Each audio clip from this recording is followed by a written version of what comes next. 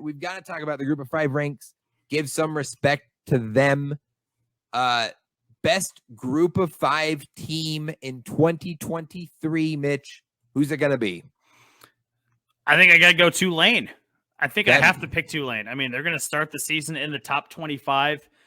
This is a team that is beat USC in a bowl game last year. This is a really, really solid group of 5 team. I think they have a solid program going right now. Might be the new Cincinnati, if you will, as far as success for G5 teams go. So I'm going to go with Tulane. I like that. I am also going Tulane here. Yeah, starting the season, number 24 in the AP poll, Michael Pratt, their quarterback. This is a great program and a great team. So, yeah, I am right there with you on Tulane. I'm pretty confident in the Green Wave to repeat the success that they had last season. Your dark horse, New Year's 6 team. So obviously the top group of 5 conference champion earns the bid to the New Year's 6. That was Tulane last year against USC. Who is your dark horse to earn that bid this season? This was a D1 AA team just a year ago. I love it.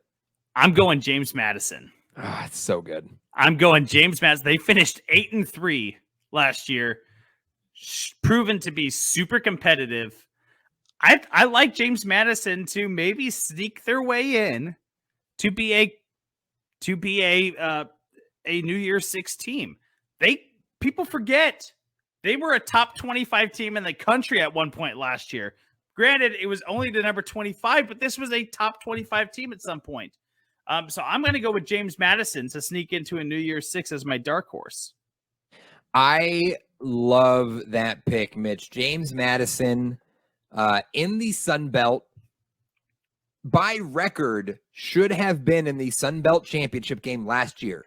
But because of dumb rules, they were ineligible for the game for the first season of their existence in the conference. Why? Who the hell knows? Because if you're good enough to beat everybody else, why would you not deserve to be in the game? But beside that, yeah, I like the pick, James Madison. They are clearly ready for this level of football, and then some. They are picked as the favorite to finish to win the East Division in the Sun Belt. Troy on the other side there. That's a good Troy team, by the way, in the Sun Belt as well. Another good pick. So I like that you went James Madison. I'm going with the Hilltoppers of Western Kentucky out of Conference USA. This Western Kentucky team was really pretty solid last season with Austin Reed, their quarterback, and he comes back this season to lead the Hilltoppers yet again. I think they will be the best team in Conference USA. If they could get to 11-1, then they're going to have a shot to be that top group of 5 team. You've really got to just walk away with like 1, maybe 2 losses, and that's going to be the biggest task for any of these teams. But give me the Hilltoppers. Give me Western Kentucky. I like Western Kentucky a lot. I think that's a great pick to making it as a dark horse. There's so many good group of 5 teams. Yeah. Right now, I mean, we mentioned Western Kentucky. We mentioned James Madison, Troy, Coastal Carolina. Marshall was no one to be screwed around with last year. South Alabama was no one to be screwed around with last year. I mean, there's so many good group of 5 teams right now. Yeah. Best group of 5 player. I'm going to go with a name that's going to sound very familiar to you folks. Frank Gore Jr. Okay. Yep. That was mine too. So let's talk about him. He's not the only junior we've mentioned today. We've got Marvin Harrison Jr., you got Jeremiah Trotter Jr., and now Frank Gore Jr., the running back of Southern Miss. Kid's a stud. Kid's a baller.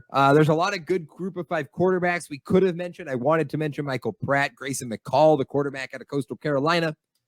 But why not give some love to the running back, Frank Gore Jr.? He is a fun watch and incredible player. So, yeah, glad you went him as well. Yeah, I mean, 1,600 yards from scrimmage, 6 yards per carry, and over 11 yards per reception last year. I mean, this guy was a monster at Southern Miss. So, the guy's legit. The guy is legit. And just like his dad, I mean, just a beast that's just, you cannot stop him. You just have to contain him. So, yeah, I went with Frank Gore Jr. as well. as my best player out of the group of fives. For my sleeper quarterback, could be my sneaky quarterback, I guess. But sleeper quarterback, I'm going to go back to Western Kentucky. I'm going to go with Austin Reed. Yeah. Austin Reed out of Western Kentucky. The guy he's a national champion already. He's won a Division II national title at West Florida in 2019. Guy's going to enter his last season of college football with over 12,000 passing yards and 118 career touchdowns, with 31 career wins. The guy's a proven winner. He's a proven prolific passer. Austin Reed seems to be like a great fit for the kind of the spread style offense that Western Kentucky seems to provide. I'm going to go with Austin Reed. Yeah, I love that pick.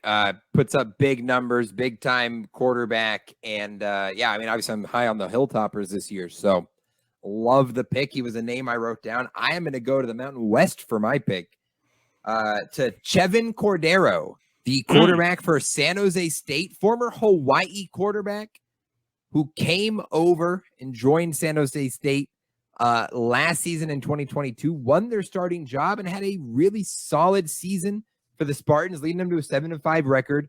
60% of his passes completed, 3,200 yards, 23 touchdowns to 6 interceptions. Kid's very talented. Spent a lot of time at Hawaii. Never really put it all together, but good system, a good offensive system in San Jose State saw him really take a big step last year. And I expect more things in 2023. He could put up some big numbers for San Jose State. Maybe they're a sneaky team in the Mountain West. So it can be Chevin Cordero, quarterback, San Jose State. You're definitely throwing a name out there I don't recognize. So there we go. Definitely one to keep on. One name that you don't Chevin know. Cordero. All right. There you go. I'll keep my eye. Yeah. Most disrespected in the group of five. My pick for this. I am going with the Sun Belt Conference.